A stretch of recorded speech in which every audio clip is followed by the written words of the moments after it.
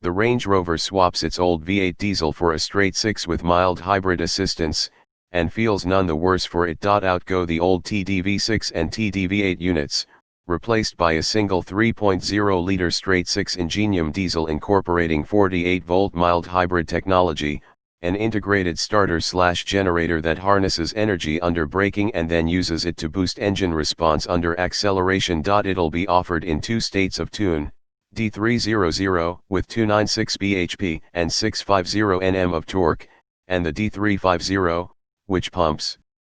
out 345 bhp and 700 Nm of torque.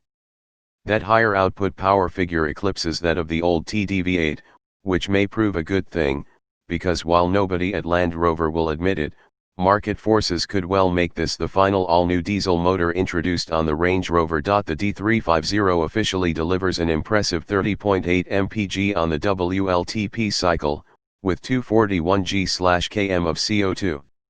In a Range Rover Autobiography on 21